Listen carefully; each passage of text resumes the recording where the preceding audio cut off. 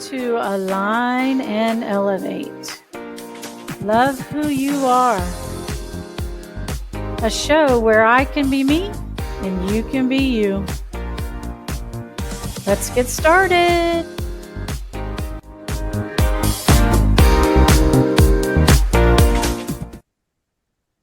Hello and welcome to this episode of Align and Elevate, Love Who You Are. And tonight, we are going to talk to Lorrie Walla. And our subject today is going to be about the creative art of personal reflection with the use of NeuroGraphica method. And I have personally done a little bit of this. I am definitely not an expert. And I can tell you that I really enjoyed it a lot. And so I'm going to let Lorrie say hi. Hello. How are you this evening?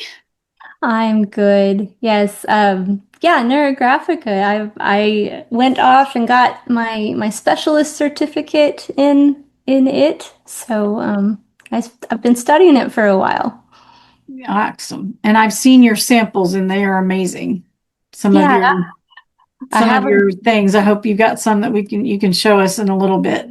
I do. I have a few pulled out over here. Perfect. Okay. So first of all, let's go to just tell us a little bit about yourself and the path that led you to the NeuroGraphica.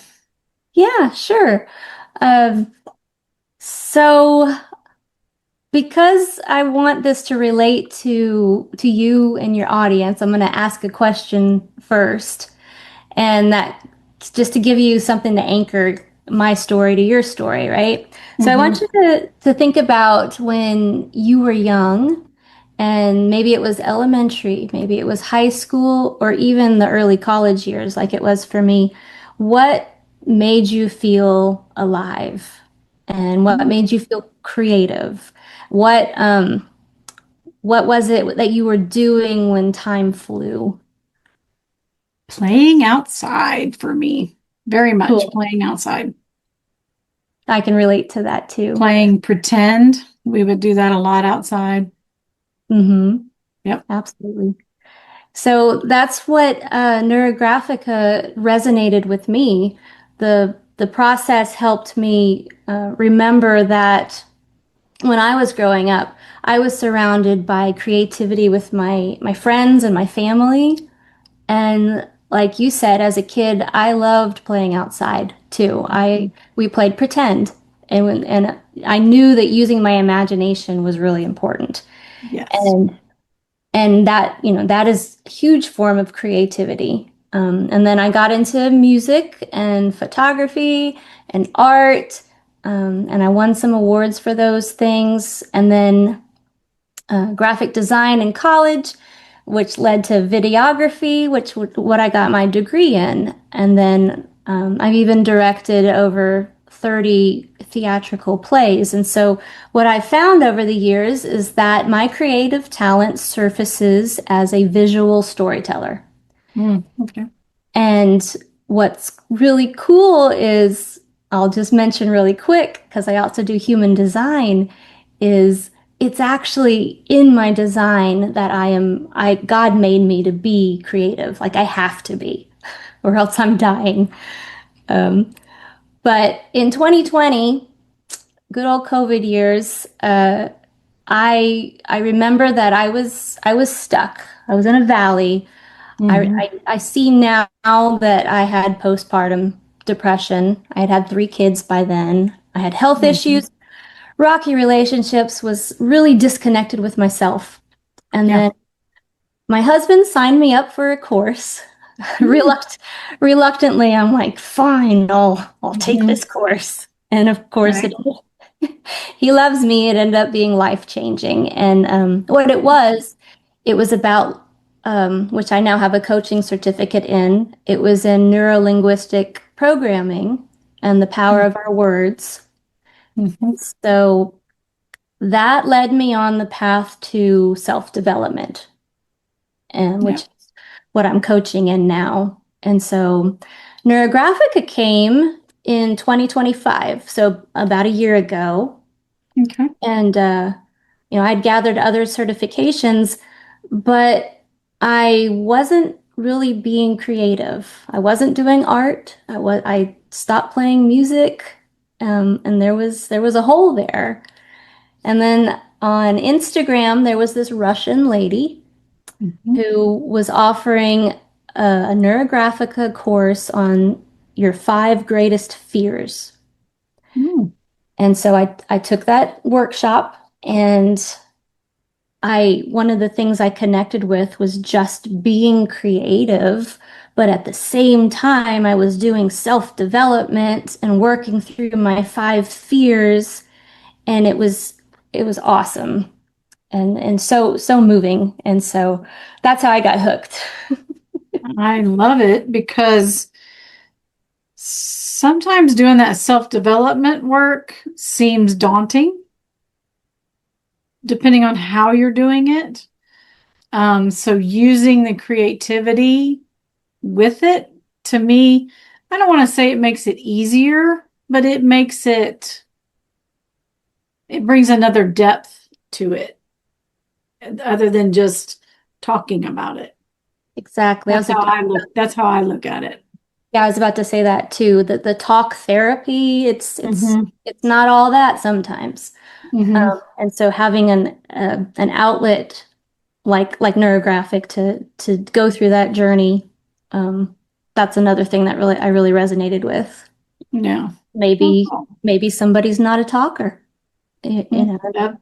You know. And like you said, more visual. Mhm. Yeah, everybody learns or operates in different ways. Some are writers, like you said, some are visual, some are need to listen to it, just hear it. Yeah, so that's really cool. Well, you kind of already touched on the other question I was going to ask. You do all kind of things, yoga and human design and photography and the NLP that you mentioned, functional nutrition, the NeuroGraphica. What do you think ties all of those things together that you've been doing? Yeah, when you list them all out, it does sound really different, like you said, many hats.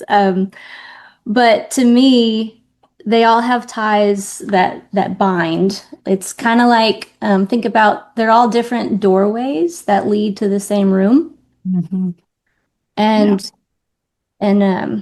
so whether forest bathing is another one. So whether I'm like leading somebody on a nature connection, or practicing yoga, or exploring their human design, the destination is always the same, which is leading the client back to themselves. Yeah. It's about helping them remember who they innately are or were, and they may have gotten disconnected. Yep. Because, I mean, we all know we get busy. Oh, that word busy, and overwhelmed, and that causes disconnection, and it gets so noisy in our head that we don't hear our own voice anymore. Yeah, I totally agree with that. You are speaking my language. That is exactly it. Exactly what I do and embody as much as I can for myself, and therefore help other people do as well. So, very true. So, you often talk about that coming back to yourself. In your life, what has that meant for you? What does that mean? I got lost. I got really, really lost. And, it comes from giving too much of myself away for too long, Yep. and only looking outside, and, letting things pile up, and people pleasing, Yep. that all, it's very unhealthy stuff, and it leads to burnout. And yeah, so you get to, and then also, as caregivers, I I'm not giving myself, or I wasn't giving myself permission to take care of myself. And so I was giving from an empty cup. which is you can't give from an empty cup. And I love, and I'm trying to remember who said this. It was something recently, and I was like, oh, you know how some things are so simple, but they make so much sense? Is give from the saucer, not the cup. Give from the stuff that flows over the cup onto the saucer. Yeah. When you give from that space, you don't feel empty inside. And as someone who's worked in the medical field forever and now doing healing work, I got empty too because it was a constant give, give, give and didn't refill. And so I was in a similar space that you were in, probably in 2018, 2020, that time period. And it's taken me, and I want people to understand this, it has taken me almost 10 years to do that work. It is not an overnight process. And you find the different avenues, like you said, the different doorways that get you there, whatever that looks like. And it's never one doorway. Just remember that. No. Many, many, many things I've done. Yeah. So that is excellent. Yeah. So go ahead. Yeah, just reiterating, yeah, it takes years. And then also it's not one doorway because that would be kind of boring. It would. And Yeah. I'm not even done. I mean, I continue. I just went on a retreat 2 weeks ago and reclaimed some parts of myself that I had hidden away many, many years ago when I was a child. So doing that work is a continual process. Now, am I in a better place than I was in 2018? Absolutely. So it does grow over time, but it's a never-ending process, I think. Yeah, that's cool. Yeah. Good. Keep up the good work. So what do you think people are really searching for when they come to you to do NeuroGraphica? Yeah, probably not specifically neurographics. I mean, unless it's someone looking just for that art form. But usually it's because something feels off to them, and they may not know. I think they're searching for themselves in a way. But what's so cool about NeuroGraphica is there's so many things that are topics that you can draw on. Like I said, my first one was on my 5 greatest fears. And here's a chance to Yeah. Show us, do a sneak peek. Show us what that looks like. So this is my favorite, my 5 greatest fears, and it turns something so seemingly dark into a piece of artwork. Yes, that was one of the mind-opening things for that. But the other thing is you can draw, you can do goal setting. So something completely different. So this is a goal setting one in 4 different areas of my life. Oh, I like that. Yeah. And it has us it had me look at the past and the present and the future. And then here's one on gratitude, just drawing on gratitude. Oh, that was the tree one, was gratitude. Yeah, I love it. Right? Ready. This one was about my life's purpose. So searching for, that sweet spot of why I'm here on this planet. Yeah, now that one interests me a lot because it's so different on the outside of that picture compared to some of the others. Yeah, they're all, I mean, there's a neuro lotus. This one also was a goal setting one where you look at the symptoms that you have right now that aren't so great, and then you look towards a goal. So that brings up an interesting question. Like, do you ever get someone who's maybe going through a physical challenge that this would help them with? Yes. I mean, you can draw on weight loss or even pain in the body too. Yeah, I can see that because I believe all of it is connected for sure. I was going to show one last one because all of those were like really colorful, but this one is just as effective. In fact, this is probably one of the most moving ones that I ever did on myself. And it's It's black and just white. black and white. Mhm. I like that too. Yeah. Yeah, so there's some samples. So if somebody's never seen or heard of NeuroGraphica, what is it? Like describe what it is exactly that you're doing. Yeah, it's simply creative self-reflection, and you're combining. It's like hypnotherapy, which is just talking, really, but this Mm-hmm. is like subconscious drawing. Mm, And it's combined with someone like me that coaches you through it. I guide you through it. yeah.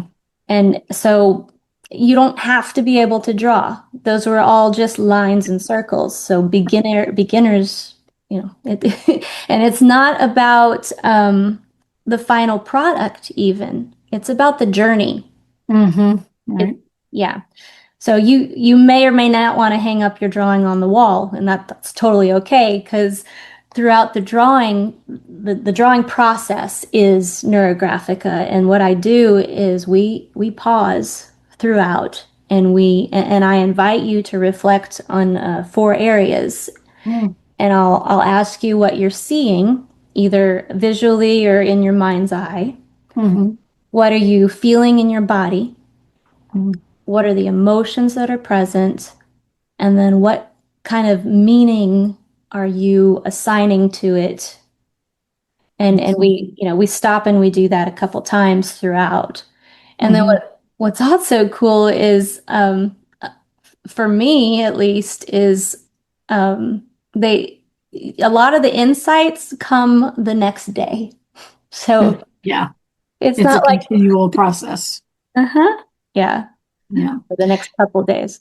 I personally, in fact, I have one over here. I don't even know Oh, let's see. what I did with that one now that I think about it. Make sure there's not a dog behind me. So I can squeeze over here and get it. What did I do this one on? Usually I put a note on the back and I did not. That was one that I did, Nice. but I literally can't remember which one that one was for. Yeah, sometimes it does fade. I do take Yeah. notes. Yeah. Yeah, put a note on the back usually. I don't know Mm. why that one. Yeah. But I keep these, I have different ones like in different places so I see them. They bring me joy just looking at them that I've done them. Mm-hmm. Yeah. Oh yeah. Yeah. One Some. happens to be next to a sink that I go wash my hands at, and I'll just glance over and look at it. Mm-hmm. Yeah. So they bring me lots of joy. Curious, what is the youngest person and the oldest person you've ever done this with? Good question. So I have three kids, and so I have been experimenting on them. Mm-hmm. Um, I I was taught that it isn't this big process isn't really for young kids. Um, but some of the like my daughter, she drew this on her own, and she's 10. That is awesome. Yeah. And I didn't guide her through it. She just saw what I was doing, and then she made her own. But my son, he was really angry at one point, and he's 12. And so Mm-hmm. I sat down and I had him do a small drawing just to Mm-hmm. help calm him down. And it worked. And then my thir 13, 14, sorry. My 14-year-old was going through a relationship breakup and really struggling with it. Mm-hmm. And so I had him do a neurograph drawing, and maybe it was the drawing, but I mean, it was like a night and day difference after he got done with that drawing. So yeah, as you were talking about it, it's like it hit me. I'm like, God, this would be such a great process to teach middle school age and up. I mean, elementary, maybe not, but when they get past the 12, and that's adolescence, which is full of crazy emotions and hormones and all the things.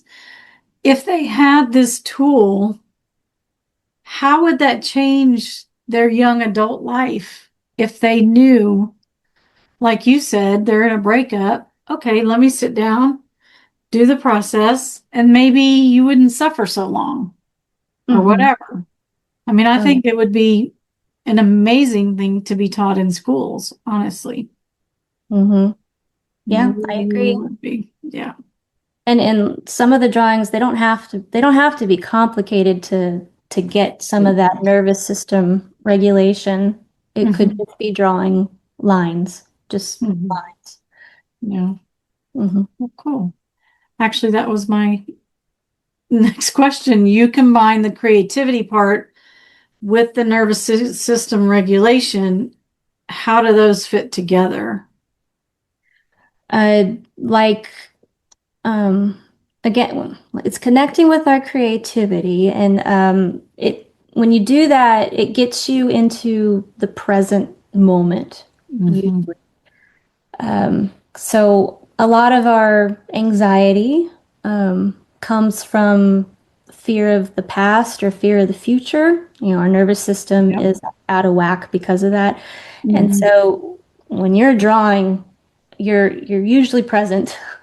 I mean, we might be talking about the past, but still your hand is, presently drawing circles or lines or something like that. And so it is a very calming process. I think so. And so yeah, my kid examples pretty much answered that question. Yeah. And so for me, I look at that as sometimes if your hand is doing something at the same time that your mind is also thinking of the process you're taking them through, it may take the conscious mind for a minute and like put it over here on the paper while the subconscious mind can be working on something else. Is Hmm. that true? Sort Yeah, of? this, hmm Yeah. yeah, the they call it the neurograph alphabet is the shapes. You draw shapes that represent feelings, and there's been times in my drawings where I've drawn a shape consciously, but I didn't quite know what it meant. And then later on, my subconscious, I was like, oh, that's what that shape means. It came later. Mm-hmm. Okay. Very Yeah. cool. But another thing also, think about how drawing was our very first language, really. When someone slapped a crayon in our hand when we were two, we didn't start writing our alphabet. Yep. We You drew scribbled something.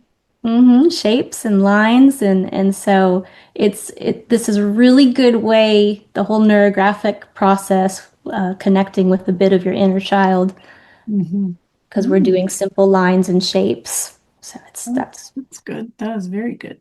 Mhm. Okay, so let's go to what happens during a session. So if somebody comes in and they've never done any of this, kind of walk me through what you do. I mean, you've kind of talked about it. You guide them through the process. So you don't need any special skills to do this or anything else, right?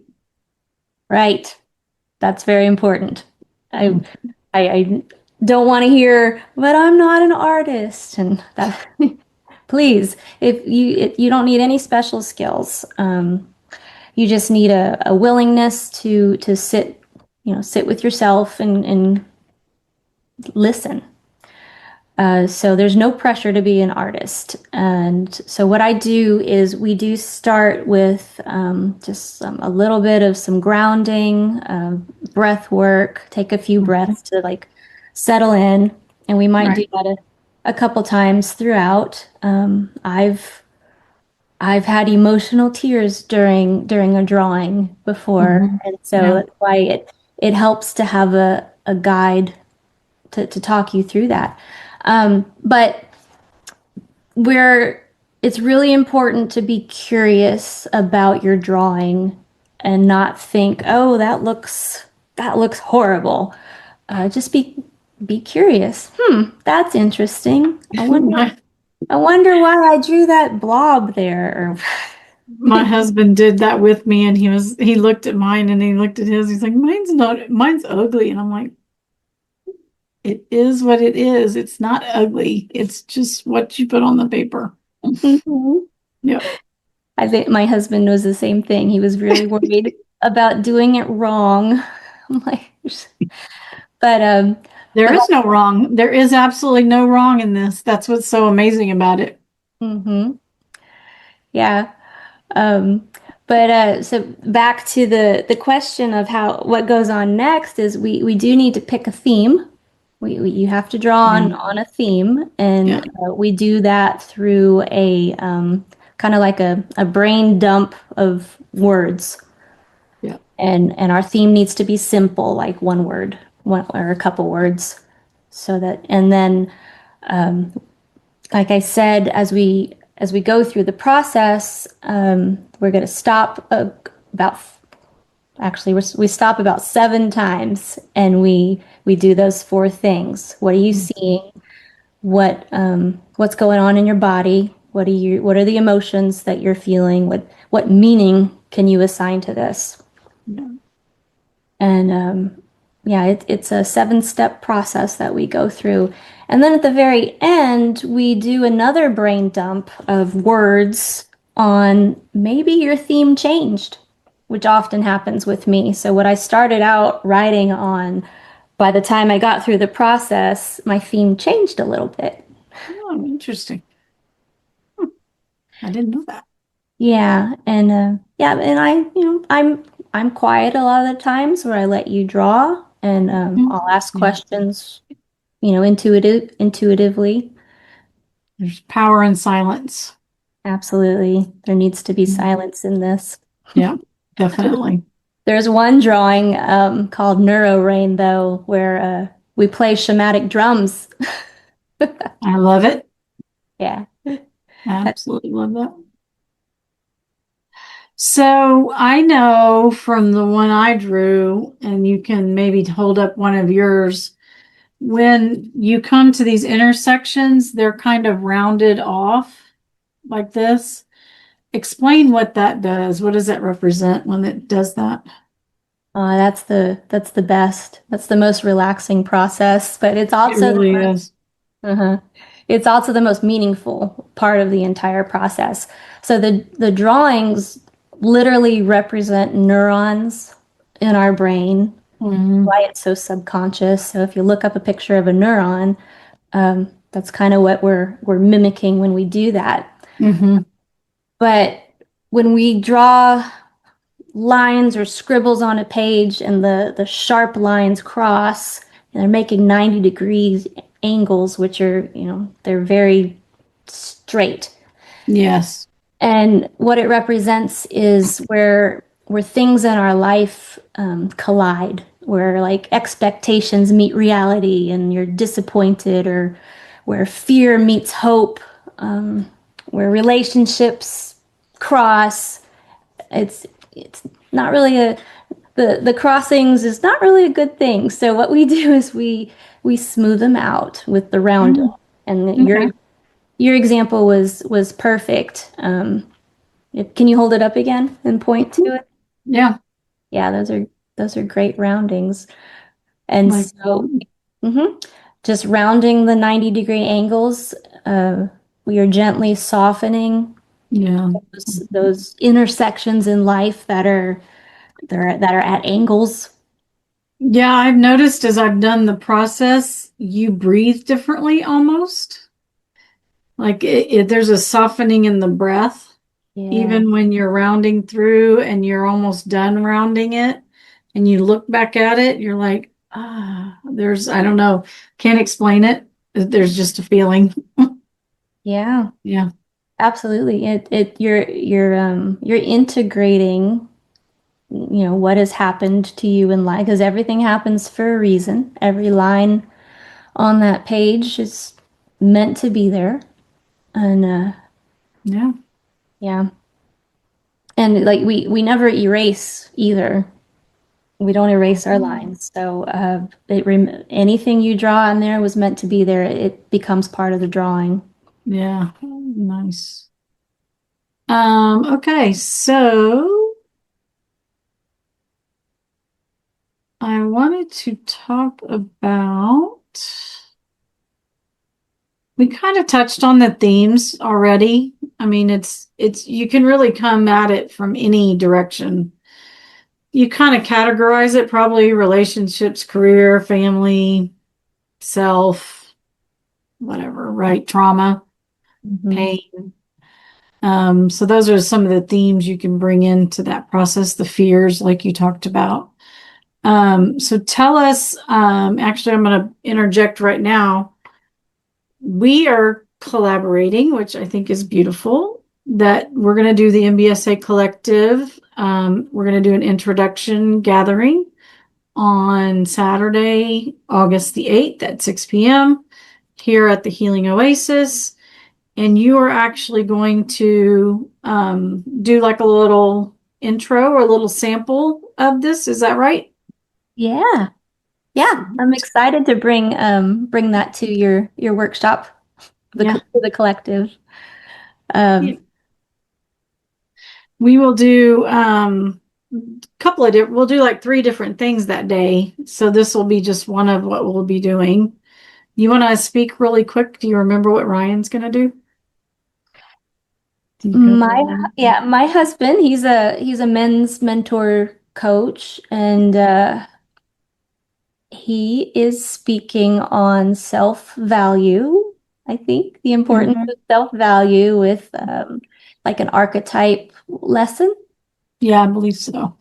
Yeah, so he'll do like a little mini lesson as well, and then I'm going to come in and do a process, same thing. We're going to do some intention setting. It happens to be Lionsgate. If you don't know what that is, doesn't matter. Let's just say it's a very good, energetically, cosmically aligned day to set your intentions for connection, for your expansion of your soul. It's just a great day to do all of that stuff. Look at your higher wisdom, all those fun things.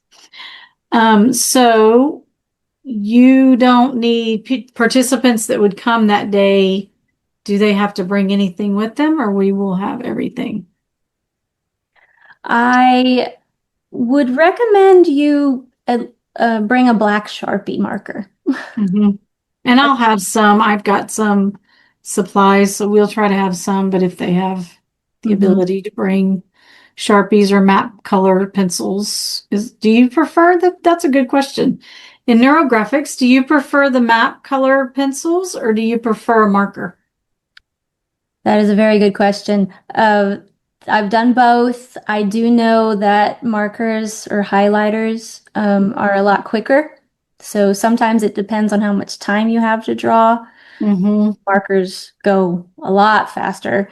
And it also depends on if you're really connecting with your inner artist and what you want your final product to be, because you get a whole nother level when you combine. I use Prismacolors on Mm-hmm. top of the markers, and yeah, you can get Yeah, really creative with it. that's really cool. Yeah, I've done both. Yeah, there's definitely some beauty in doing the map pencils. I feel like you There's can kind of texture. do texture to it. Yeah, there's differences you can do with that versus a marker. Excellent. So, if there was one thing that our listeners were remembering from today, what would your hope for them be as they listen to this? Yes, I am going to go with that. Whether you think it or not, remember that creativity belongs to you. Mhm. And not sure if we mentioned it, but I mean, I'm not just talking about uh, artwork. right? You can be creative in the kitchen. Yeah. You can be creative in the woodworking. I use my son as an example again. He's really into chemistry. And so he has his own little lab in the garage, and it is his happy place, and he's being creative mixing stuff. And he doesn't like to draw, but he's creative there. So yeah, tapping into your creativity, what it is, it may require you looking back to high school or elementary school and trying to remember what made you feel alive. Mhm. Yeah, I believe. And for those people that know about energy centers in the body, the creativity is in your sacral center, which is connected to your throat. So if you have trouble speaking your truth, I feel like tapping into that creativity then helps you open your throat and be able to speak more empowered for yourself. Yeah. Mhm. So it's all connected. I have human design things to say about that, but that's for another conversation. Oh, you don't want to give us a little peek? Because we will, just so people know, if they're watching this and maybe it's past the time we do the thing on the 8th, we have plans to continue to do some sort of workshop monthly at the Healing Oasis, which is in the Columbus, Texas area, in case anybody's listening and doesn't know where that is. We're actually talking about adding something like the human design element 1 month. Just give a little sneak about what that means. Yeah, wouldn't it be great if we had an instruction manual that came with our body? When in fact we do. Mm. So the human design system is basically a blueprint of how are innately designed to be the higher version of ourself. I mean, you could look at the way you were designed in this system and choose to just keep on trucking the way you're trucking.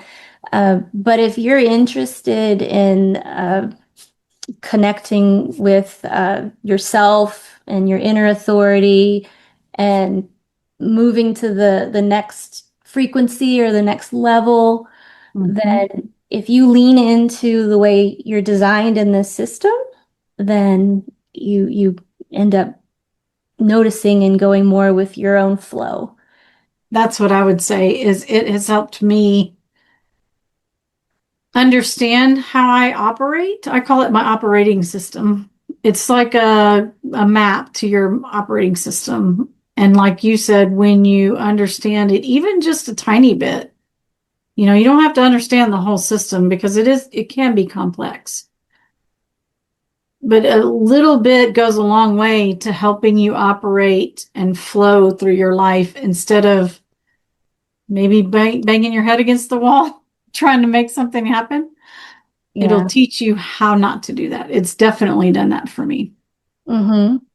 Yeah. Even just learning how to make decisions better. Yeah. There's there's certain types of people in the system, and each type of person is supposed to make decisions this way or that way. And Yeah, that's cool. yeah, decision making is a big thing in human design. Excellent. So And yeah, that's one thing we will explore later down the road in the next coming months is the human design element. I may do one on Akashic Records, which is just tapping into your soul's library, just to keep it simple. And then Ryan will do some things with men on their emotional intelligence, which is so needed in this time for sure. So I'm looking forward to doing all of that in the future. And if your life had a theme right now, what would it be? I am going to give you my my tagline for my business for that one. So Okay. at this time in 2026, I'm launching my program. My business is called Embrace the Health, and my tagline, which is the theme, is wake up, come out and play. Oh, I love it. because that's what I need to hear, and I see other women out there that have like just gone so deep into the world. They need to be woken up and drawn out to have fun again and be themselves Yeah. again. Yeah. Uh, I absolutely love that. yeah. Perfect. Very cool. Well, we are now at 50 minutes, so we did not keep it to 45 minutes, but that's good. We did good. I can talk forever because, like I said, you're speaking my language. So it's very cool to meet other people that are on the same page. I feel like that is important in these days to find your tribe, is what I call it. Find the people that lift you up, find the people that help you grow, and that you can really have a deeper conversation with about real things. That's what I crave. And that's one of the reasons we are doing the MBSA Collective. That's like the whole purpose, is to be able to bring people together in a safe place. You won't be judged about anything. It's just to help you grow within yourself and be more empowered. Right? Absolutely. That's beautiful. Yeah. Yep. So, all right. Well, I appreciate you so much for coming on today, and we will get this out to our listeners, and everyone is invited to the 8th of August, 6 p.m. Come on out and join us, learn something new, meet some new people, have some fun. It'll be great. I appreciate you so much. Yes. Thank you, Melanie. All right. So this is it for this episode of Align and Elevate. And please love who you are. Thanks for listening today to Align and Elevate. If I can help you in any way, look me up at melanieking.me or check me out on Facebook, Instagram. MK Healer is my handle. As always, I will be me, you be you, and love who you are.